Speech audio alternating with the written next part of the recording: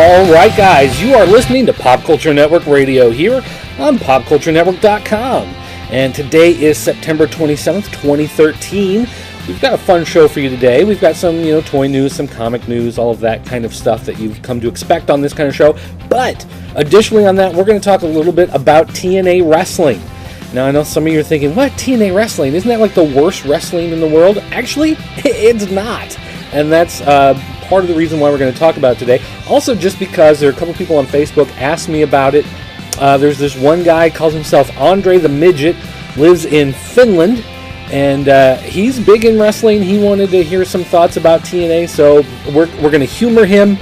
We're going to do this up, talk a little bit about TNA Wrestling, but don't worry, we'll save that for the end. So you guys who are not wrestling fans, at least listen to the first part of the show. We're going to talk about some toy news, some comic book news, and things like that. However, before we get into that, we're going to plug some of the stuff we have on the website, some new material, some original Pop Culture Network goodies that are up there right now. First off, there is a new episode of Comaholics, episode 36. And this one, the idea on this one was to talk about, Villains Month, Forever Evil, Battle of the Atom, Infinity, all the big stuff that's going on in the two companies right now. And in order to, celebrate all these big things, we opened a bottle of mead. Now, for those of you unfamiliar with mead, mead is a honey wine. And this honey wine was actually brewed by my co-host on the show, The Apocalypse. And he, home brews in his basement, does a lot of beer and stuff like that. And he made this mead. And from what I understand, he put it in his basement to let it ferment and kind of forgot about it for a while. So it kind of fermented longer than it should have, which upped the alcohol content in it and made it a pretty potent potable. And when we started the show, the first segment is, it's our usual stuff. It's okay. And then the second segment kind of gets away from us a little bit. And then the third segment, I don't really remember the third segment all that well. We recorded it. It's there on the show. But to be honest, I don't recall a moment of it. So, kind of got away from us there with the honey wine. But some people like that. They like the train wreck television. They like the train wreck podcasting as it is. So if you want to check that out, Comaholics is up. IneedComics.com, part of PopCultureNetwork.com. Also, again this week, I was on the Comic Book Chronicles with TheClickNation.com. Tim Dog is the host of that show, Agent 70 and myself, talking some comic books. Some of the news from, the new Gotham TV show we talk about on there. We talk about the first episode of Marvel's Agents of S.H.I.E.L.D., which I'll talk about here in a little bit. And then also a review from Shout Factory. They sent us the DVDs for Sapphire and Steel, the complete series. And so I sat down to do that one. And I wanted to kind of, just do something special for a change on that one. So, Dirt is back on that one.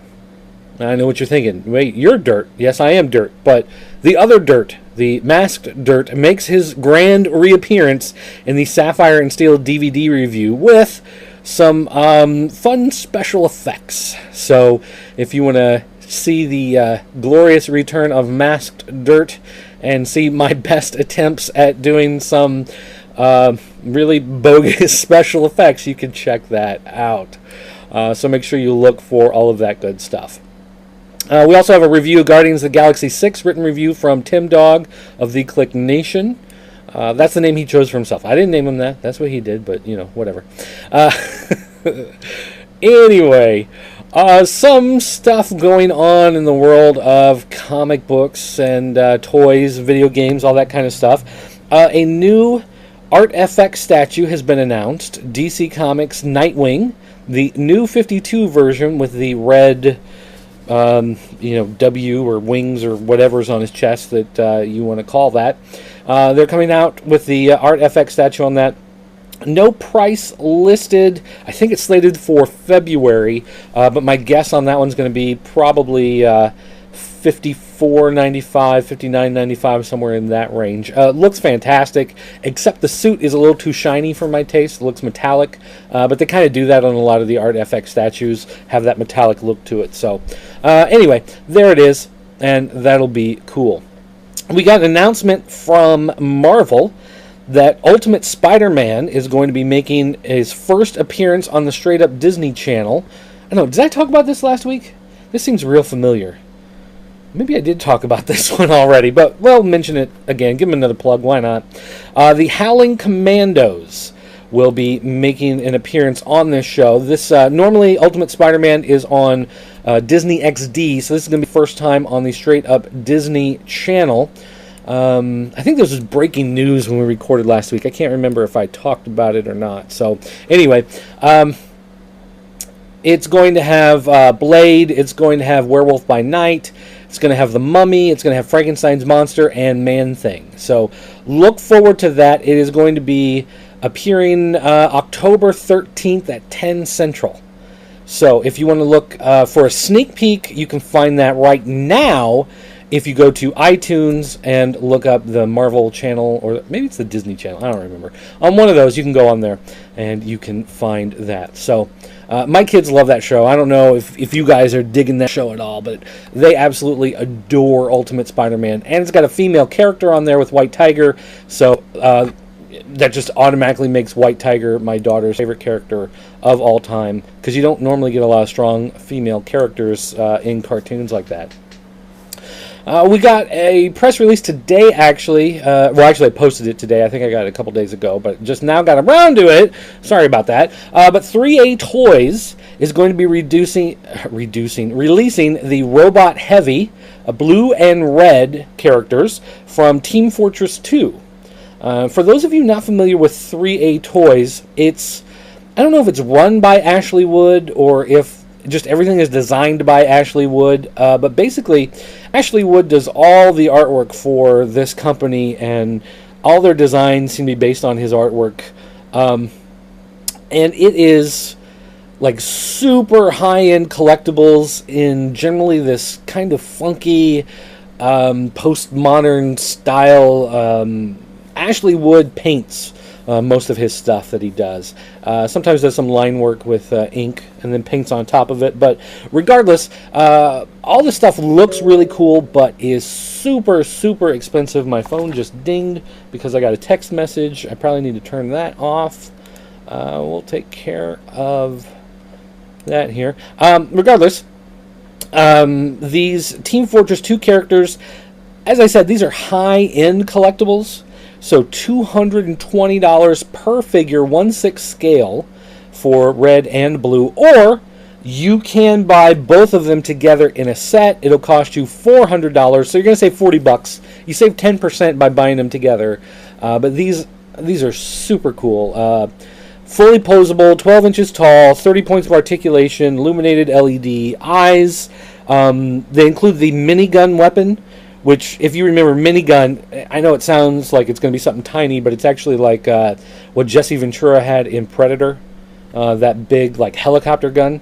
Minigun, let's see, if you order it from Bambaland.com, which is their online store straight from 3A Toys, you get interchangeable set of blue boxing glove hands.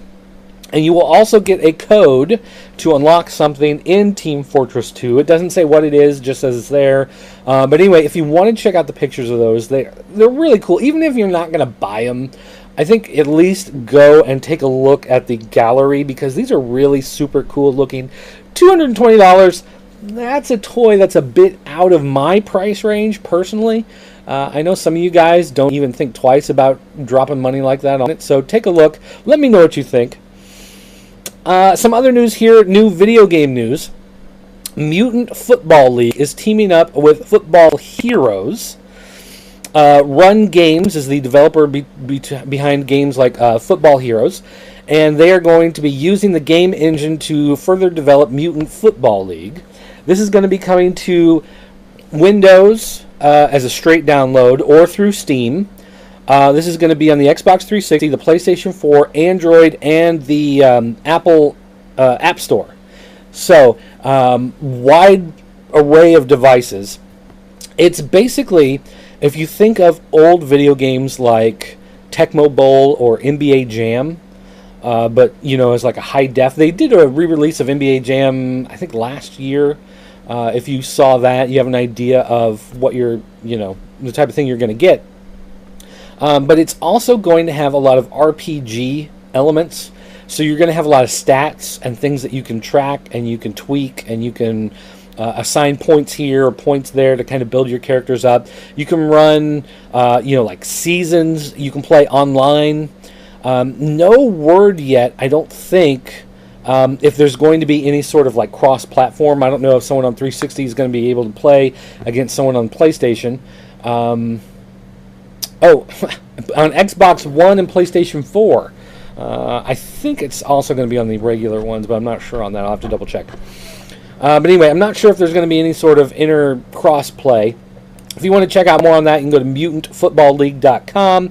They are running a Kickstarter to stand behind Mutant Football League, which you can go check out if you want to throw down on that. And basically, a lot of times with the Kickstarter stuff, you can get kind of a discounted price on getting the game ahead of time, or pay some extra bucks and get your name on there as like a producer. Something like that on the game. Like, normally the game's $10, but if you pay $100, you can have your name on there as a producer, which seems kind of silly and stupid, but there is something kind of cool about watching a movie and seeing your name in the credits, or picking up a comic, finding your name printed in there. That's one of the fun things about Kickstarter, is adding yourself to some of those things. So they have that kind of stuff available, and it just looks like one of those fun kind of old school arcade type games a lot of people look forward to. So let's see. I don't know if there's any other news necessarily we really need to talk about. One thing to say, if you guys want to get into discussions of stuff, if there's something particular you want to talk about, like for instance, today I'm going to be talking about somebody asked me about it and asked if I could talk about it on the show. So I'm going to do that. So if there's anything similar to that, anything that you want to talk about like that, then feel free to send me an email, find me on Facebook, find me on Google+, Twitter, whatever. Send me an email, dirt@popculturenetwork.com, and I'll look into it. I'll look into it, see if it's something that we can discuss, if it's something we can talk about. Like last week, for instance, I answered some of the fan corner questions that had been left for the show, and the show, I explained on the first week of Pop Culture Network Radio what was up with the show, why you hadn't seen one in a while, and how plans for that haven't been working out quite as we wanted, and what we everything. So anyway, if you want to find that, find Pop Culture Network Radio from the 13th of September. You can hear all about that. But last week I answered questions from the fan corner, and Clone Yoshi went ahead into the show spot on the Pop Culture Network forums at jointheforums.com and started a fan corner for this episode. So he's asked a question. I'm going to answer his question. If you've got something else, you can also go to jointheforums.com, look for the show, and post questions there. And I'll be more than happy to do a little bit of research, look into it, and we can discuss the stuff here on the show. So I'm going to open with his question.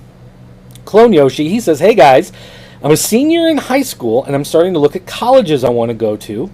I'm into film, so I'm wondering if you have any tips on applying to colleges, if you know of any decent film schools around there." Well, I can tell you the only school that I know of personally is one that I almost attended, and that's the School of the Art Institute of Chicago. And the only reason why I didn't go there, and this was almost 20 years ago after I graduated high school, the only reason I didn't go to the Art Institute of Chicago was simply because we couldn't afford it. I was not a straight A student, surprise, surprise, in school, and so it was much more difficult for me to get financial aid. A lot of the cost with going to Art Institute of Chicago come with living in the city, because it is right downtown. Like, you're just on the bleeding edge of the Miracle Mile, if you've ever heard of that in Chicago, the great shopping walkway. Like, you can go out of the school, cross the street, and go off into, I think it's Grant Park, right across the street. It's beautiful. Beautiful campus, great school. They gave me a tour. I had a portfolio review with them. Everything looked great, but You know, because I was not a straight A student, the financial aid was not the same for me as it would have been in other situations, and I just could not swing the cost of it. But they do have a film, video, new media, and animation department. They do offer, interdisciplinary courses over a broad spectrum, including cinema, digital video, time-based installation, and new media. So basically, you can do animation, you can do filmmaking, standard, go out there and make a movie, but then they also do a lot of the stuff, like art installation pieces of video where stuff is projected on walls and you move through it. Some of the interactive stuff that you see nowadays where people take like a Kinect and they hack it. And so as people walk through the exhibit, the video changes around them and all that kind of stuff. So not just film, there's also kind of that fine arts look at interactive video and video display and that kind of stuff. But yeah, they do, if you do want to make movies, they do offer that as well.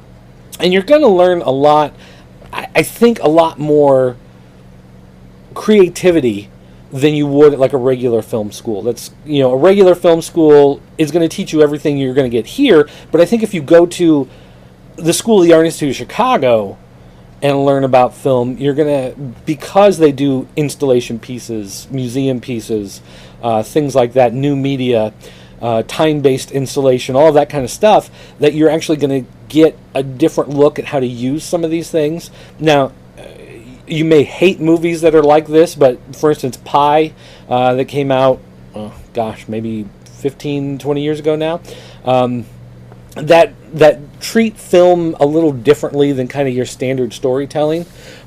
Maybe you like it, maybe you hate it, but that type of stuff is going to come out of one of these type environments. So I would say take a look at it. If you've got good grades, they do have financial aid available, but I was not a very good student, and so it was not readily available for me. So yeah. But do be prepared. You're living downtown in the city. If you can find somebody to live with, you can have roommates and whatever. Living downtown, it's just there's a lot of expenses from living in the city that just make it expensive. So all right, so there's that. All that stuff. Just kind of the top news. Get that out of the way. We'll talk about Marvel's Agents of S.H.I.E.L.D. for a few minutes here, but first, I'm going to take a sip of coffee from my new coffee cup.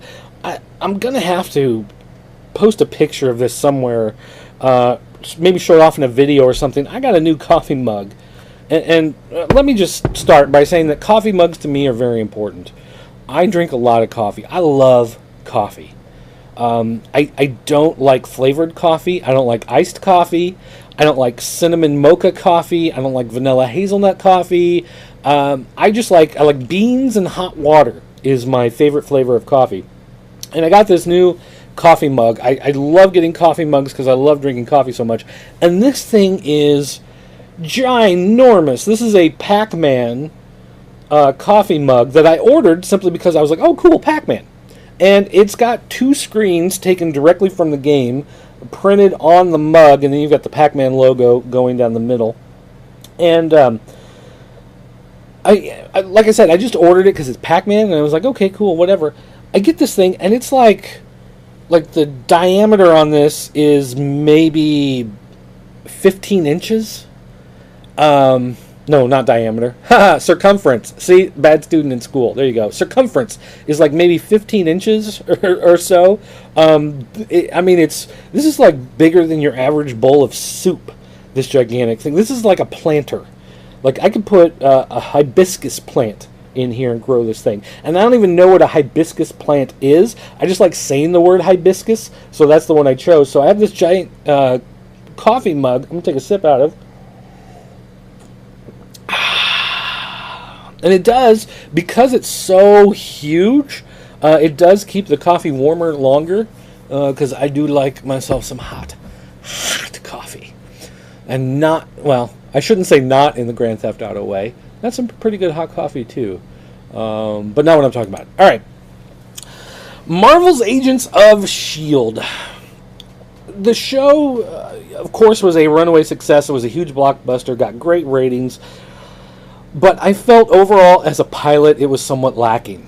For me, it didn't seem like there was really enough what I call heat. There wasn't really enough drama, I felt. You didn't have a character in peril that you necessarily cared about that drew you into the story. They introduced all these different characters, and each had their own kind of tiny little subplots running through it, but none of them really took focus enough that you connect with the character to pull you through the show. So at the end of the show, really, there's no one in danger except for the guy with superpowers that they're trying to track down. He's the only one whose life is really kind of on the line, and you don't necessarily like the guy. I mean, he seems okay, but he signed up for this drug as part of this experiment that's giving him these superpowers. It's going to overload his body and make him explode. So, he's a ticking time bomb, and they have to stop him. They figure out, can they stop him, or are they going to have to, try to shoot him before he explodes on everybody, whatever. But I don't know, I just felt like I didn't really care about this guy a whole lot. There were no other heroes, really, from the Marvel Universe. You had Colby Smuthers, who played Maria Hill. She made an appearance in there.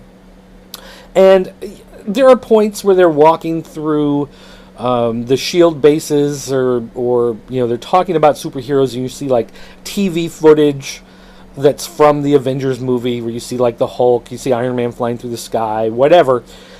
But none of those people appear in this. There's no Nick Fury in this, and no other superheroes make any kind of appearance. There's not even like Paste Pot Pete in the background of a scene. No Stilt Man trying to get away. You know what I mean? Like, nothing about this screamed Marvel Universe except for these kind of vague things. And you had Agent Coulson there. And whether or not Agent Coulson can carry a series, I don't know. Maybe he can, maybe he can't.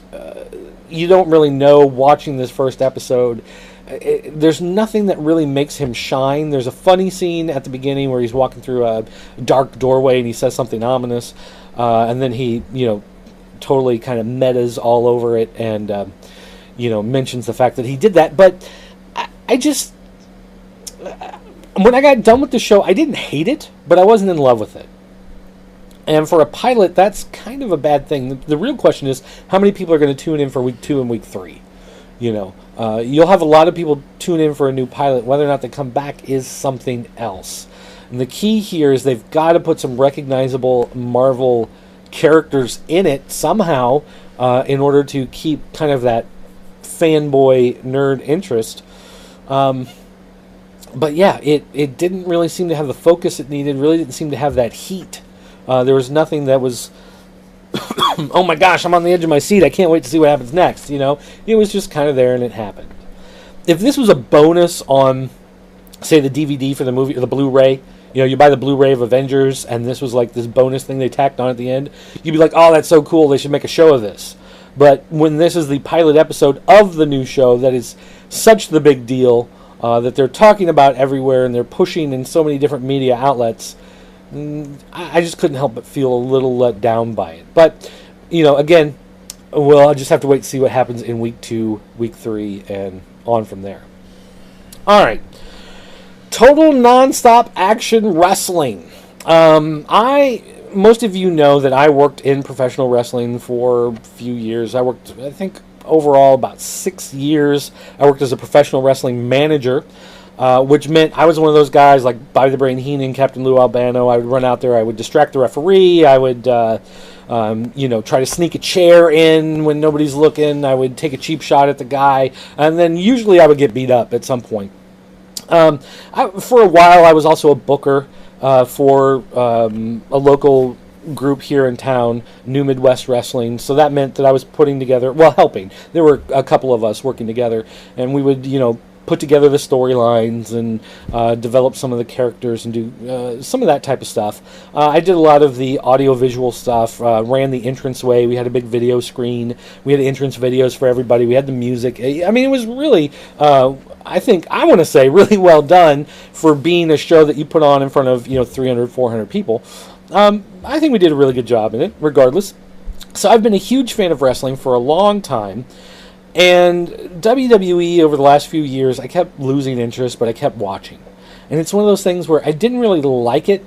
I wasn't really enjoying it anymore, but I was still watching it because it was the wrestling show. You know, it's what you watch. You want to watch wrestling, you're going to watch Raw. Everybody watches Raw.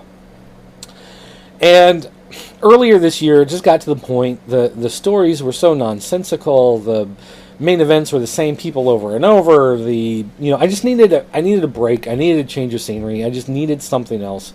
I just felt it was insulting to a lot of the viewers, and I just couldn't take it anymore. I wasn't even interested in the pay-per-views anymore, you know? It's one of those things where they're hyping the pay-per-view, and you're sitting there going, I've seen that match 3 times, I don't care. So, I stopped watching Raw, and I started watching ROH and TNA pretty regularly. ROH has kind of fallen on the wayside. We have a Sinclair station here in town, and they play it, but they've moved it to like 11:30 on Saturday nights or something like that. And so I'm not always up to watch it because I'm getting old. You know, I'm not like the young guys. I can't stay up late and watch it, so I try to watch it online most of the time.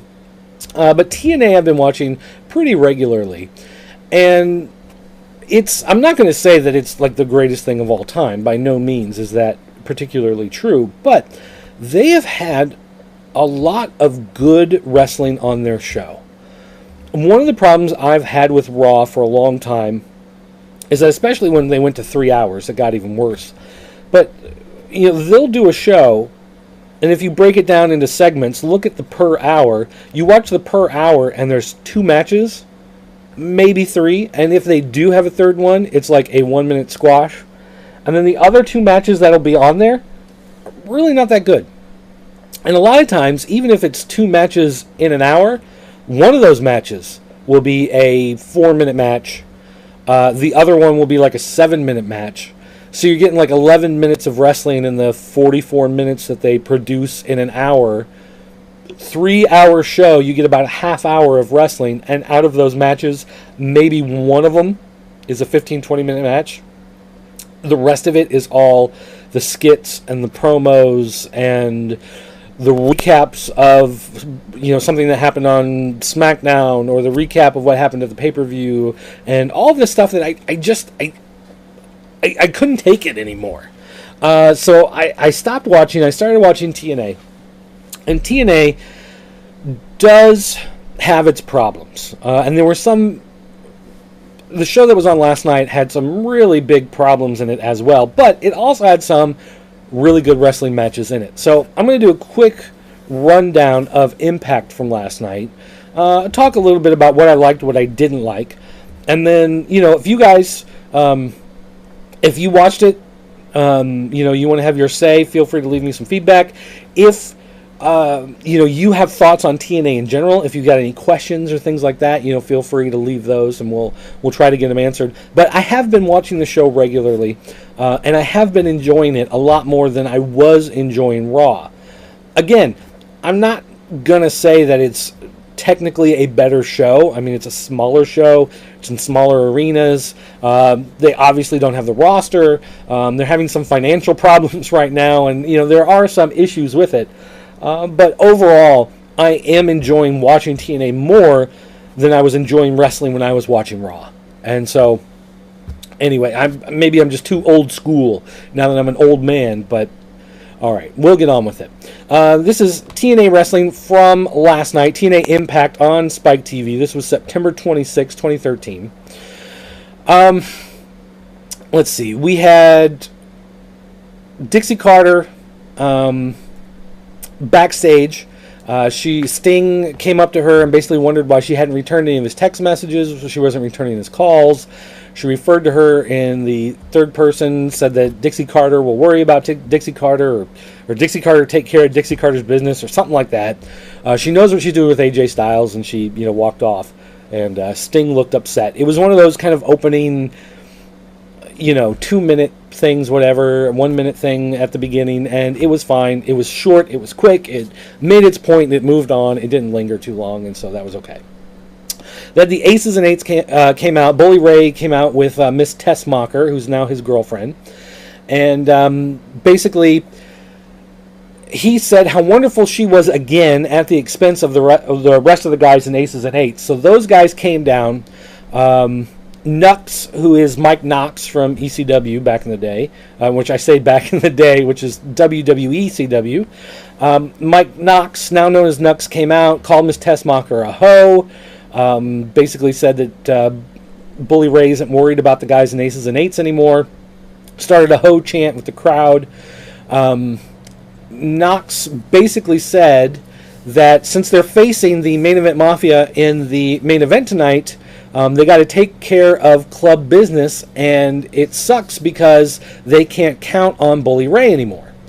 And Bully Ray basically pointed out, you got to remember, I got rid of D'Lo Brown, I got rid of Mr. Anderson, I got rid of Devon. So basically, any of you lose the match tonight, you're fired. You're out of Aces and Eights, which is kind of counterintuitive, because if they're having a problem with keeping with winning matches and overloading the good guys, then shouldn't they have more bad guys? Shouldn't they be recruiting and not kicking people out? But whatever. Regardless, it looks like what they're doing is they're basically getting ready to tear apart Aces and Eights, which Aces and Eights has had a long enough run. They've been a stable long enough. They were on top for a long time, and now chopping them up, cutting them apart, fine. That's what needs to be done. Storylines move forward, so there we go.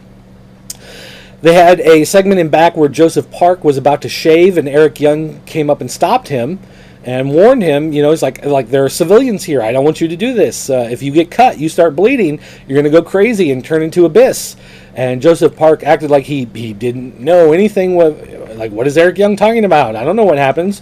But, if you've been watching TNA, Abyss, their Mankind ripoff type guy, he gave up the mask. He thinks he's his brother, who's a lawyer in a law firm, and kind of let himself get fat. But he still wrestles pretty well, and he wrestles as like this kind of goofy guy, but then he bleeds at some point, sees the blood, it freaks him out, he turns into Abyss, and then he just decimates everybody. It's a fun character, it's a comedy character. This is the Funkasaurus of TNA, if you will. But still, they had a match. It was ODB, Joseph Park, Eric Young, and they were taking on the Bromans and Gail Kim. If you're not familiar with the Bromans are basically Zack Ryder in WWE. Instead of it just being one guy, they got two guys. And so, this was a comedy match. This is what it's supposed to be. And it was fine for what it was. It was, mixed tag match. Anytime you've got ODB and Eric Young, there's going to be comedy. Joseph Park is comedy. Bromans are comedy. Gail Kim, not necessarily comedy, but, she played the part that she was supposed to fine. And basically ended with Eric Young doing the Randy Savage elbow on Robbie E. And ODB did a splash, pinned him, and won the match. It was not, anything fantastic, but it was a fun thing. It was especially, if you've got the 14-year-old kid, whatever, want to see something funny, and, it's just a fun little thing like that. They did a short little thing with Austin Aries in back, doing a photo shoot for ImpactWrestling.com. It was just to basically plug the website, but he said that he would announce later his future plans. No big deal. Had Hulk Hogan backstage, said that he would talk about what's going on with AJ Styles and Dixie Carter later that night. Both of these, they were short, to the point, not really drawn out super long. So again, as opposed to WWE, you get some of those backstage segments that are like 7 minutes long, 12 minutes long. At least these are short, to the point, and I enjoy that a lot better. Austin Aries came out to the ring, was talking about how great he was. He talked about how he's not in the main event for Bound for Glory, but he's still a top guy, whatever. Tried to sell himself. Kenny King made his return. He said that basically wanted to have a fight with Aries, so the two of them started, throwing punches at each other. Turned into a match. Referee came running out. Bell starts. And the two of them, they start fighting. It goes to a commercial. They come back, and Kenny King is covered in blood. He was busted open hard way. He was just bleeding buckets, and it was everywhere. And they just said, screw it, we got to continue wrestling. So they kept doing their match, and it was great. This was actually a really good match. Went about 5 minutes, but it was high action, high intensity. They did a lot of really good stuff in this match. Really enjoyed it.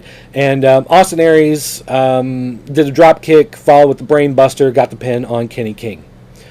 Let's see. They talked about the new knockout who's coming. She beat Ivelisse, whatever her name is, in the gut check thing.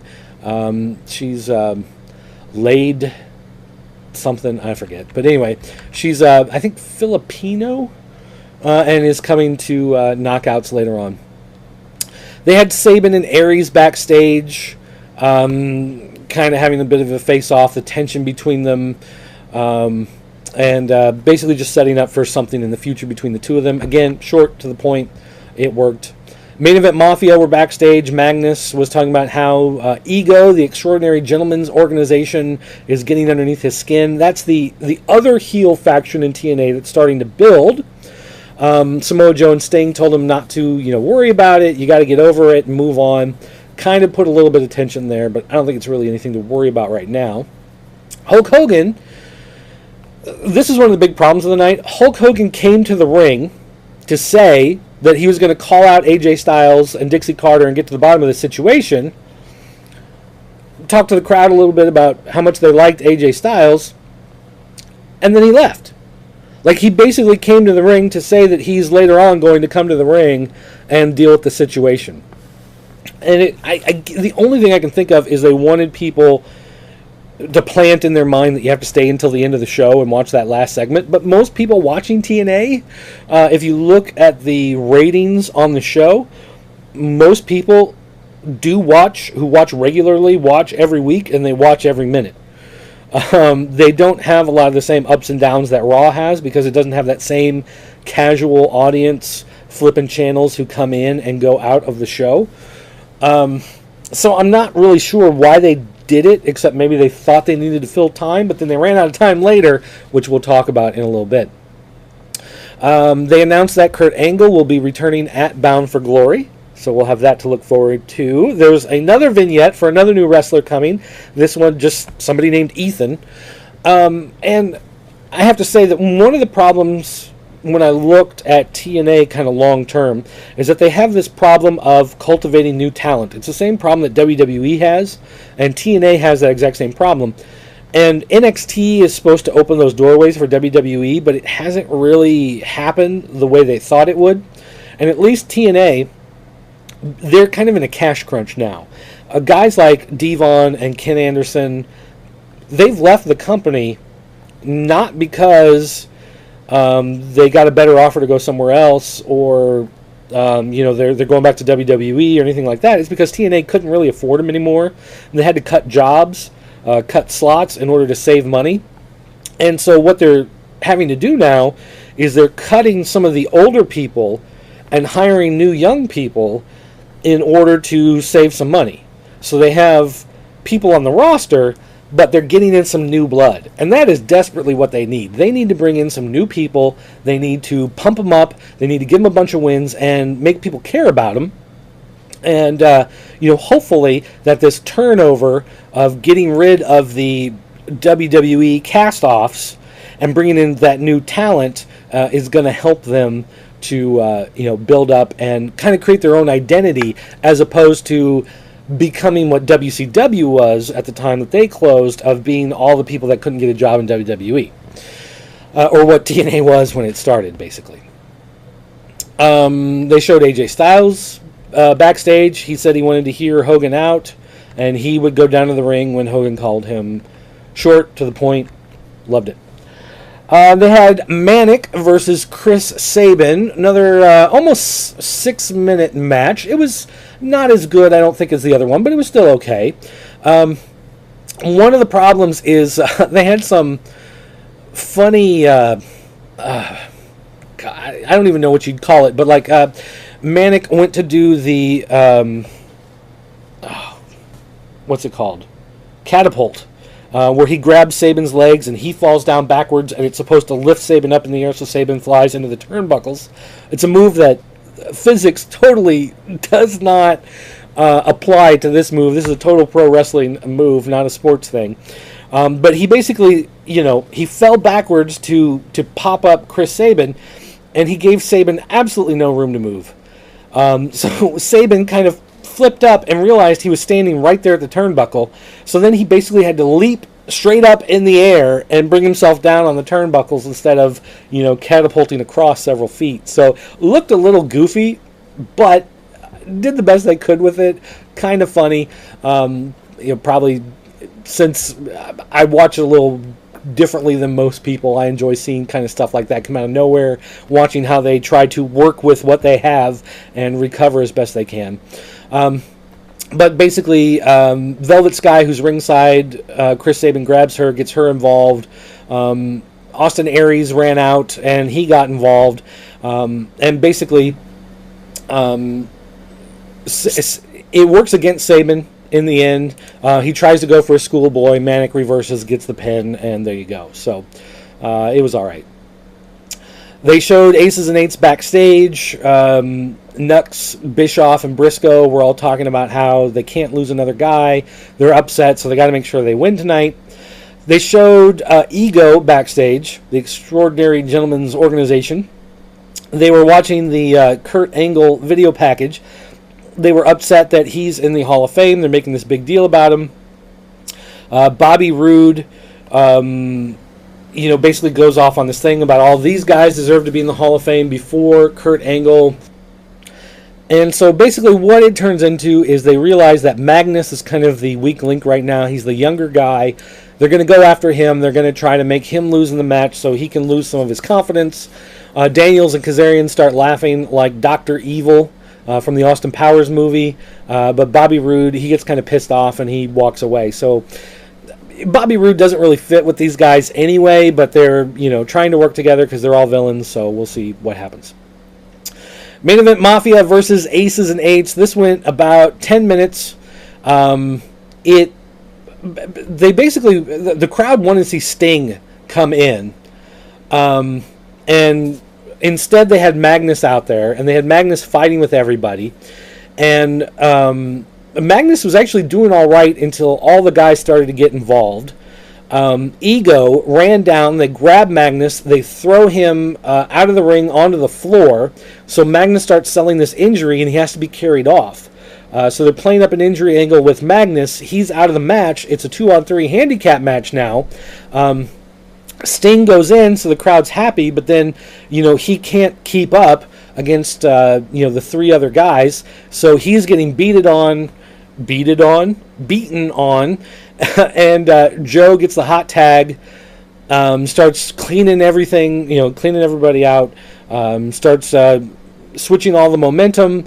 Sting comes back in, does a stinger splash on both of the guys. Joe picks up Briscoe, puts him in the clutch. Briscoe taps, so Briscoe is now out of Aces and Eights.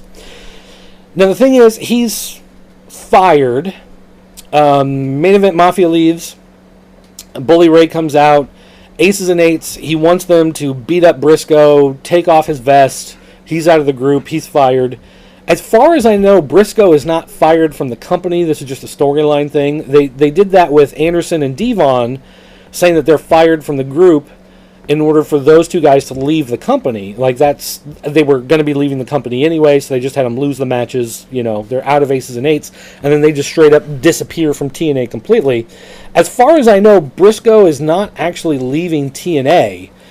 He is just out of Aces and Eights. So it looks like not only is the group going to implode, but you may get a couple of the guys, I'm guessing, like Nux and Briscoe, will turn on Bully Ray. It's a question of whether they can get Bischoff to go along with him. This may call for the return of Eric Bischoff, which, whatever. But at least if the team breaks apart, it makes sense that these guys are going to be upset from being pushed out of the club, and they can do something. I don't want to see Briscoe go away. I think he's been good in TNA. I'd hate to see him, be gone forever, but I guess you just have to wait and see what happens. Hulk Hogan came out, introduced AJ Styles, basically offered him a new contract. Styles kind of looked at it for a couple seconds, like maybe he was having second thoughts, but he signed it. He was happy babyface. He's kind of back, to the company, golden boy type of thing. So that whole dark period with AJ Styles is done. Dixie Carter comes out. She is total heel now. She rips up the contract. She tells Hogan he can't make these types of contracts. He's just the hired help to come work for her. Basically kicks AJ to the back and says, if you're going to get a contract, I'm going to figure it out or something. I forget exactly, but whatever. Tells him to leave the ring. She talks about how she's part of the 99%, or she's part of the 1% that makes the world happen. She goes, signing AJ Styles to a new deal was basically a mistake that Hogan shouldn't be making, and Hogan's got to decide if he's going to be with Team Dixie or if he's going to be fired and leave the company, and she's going to give him until next week to figure it out. And then she storms off. So basically, they're doing this whole thing where they're going to put tension in between Hogan and Dixie, and for what it's worth and what it comes down to, with TNA's monetary problems, there is a very real chance that Hogan is leaving the company. He was brought in 2010, I believe. They made a big push. They realized that they just couldn't grow the way they wanted to, so they kind of backed off. If you remember, they were doing live on Monday nights up against Raw for a while. It just didn't work out, so they kind of backed off of that. They love having Hogan there because Hogan is wrestling. I mean, really, if you're outside of wrestling looking in at wrestling, you might know Stone Cold, The Rock, Hulk Hogan. Those are the names. And with him being affiliated with TNA, it's a big deal as far as marketing goes, as far as advertising goes, as far as trying to get like video game deals and trading card deals and action figure deals. Hogan is a big part of that overall package. They don't want to lose him, but he costs a lot of money. And there are rumors that they are trying to sell the company. Panda Energy owns TNA Wrestling. They bought the majority share however many years ago, whatever. And it looks like they may be looking for someone to sell it to. They'd like to sell it to, I believe is it Universal? Universal, who runs Spike? Whoever runs Spike. Viacom. Is it Viacom? Oh, God. I've got my multimedia conglomerates messed up. But basically, they want to sell the company to whoever owns Spike TV. Maybe it's Viacom. Because they bought Bellator, which is the MMA company, which is why you saw Tito Ortiz and who's the other guy? Rampage Jackson. They were both in TNA briefly a month or so ago. They bought Bellator in order to have Bellator original MMA programming for the channel. So it looks like they kind of want to sell TNA also, so that Spike TV owns TNA and it's their flagship wrestling show. As far as the show goes, it makes sense for the network because it gets higher ratings than the network average. Spike TV does normally like a 0.6. TNA is pretty much a 1.0 or higher, so it's better than the network average, but it's not, WWE is getting 3.5s and 4s and sometimes even a 5 if The Rock returns before WrestleMania, things like that. So it makes sense that they want to sell it to the network, but Hogan's contract is so expensive, they've kind of got him at this teetering point in his renegotiations to sign up, because they can go to the network and say, well, if you want Hogan, we can give him this contract and he'll be there and you're guaranteed to have him to remain as the figurehead for the show. But if he's too expensive and you want to cut costs, we do have this storyline where we can cut him out. So that's kind of what they're doing here, is they're kind of teasing Hogan leaving the company, and his contract is open for renegotiation, for re-signing, all of that stuff. They may not re-sign him in order to save the money, but they might if whoever is looking at buying TNA wants to keep him there. So teasing Hogan leaving is actually kind of more than just this random storyline. He very well may leave TNA and not be there anymore. Whether that means anything to you as a viewer, I don't know. That's your call. I personally would like to see him go and just like to see them focus on the new, younger, guys, bringing the new talent, the interesting stuff, not worry about some of these old guys as much. But, I mean, it is what it is. He is who he is, and he's a major reason that a lot of people watch. Guys like Scotty Cash, they'll go out every week, look for Hulk Hogan merchandise that they can buy. So, say your prayers, take your vitamins, do your training, I guess. All right, guys, well, that's going to do it for TNA. That's what happened last week. So, like I said, if you got any questions, comments, feel free to leave them. You can go to jointheforums.com.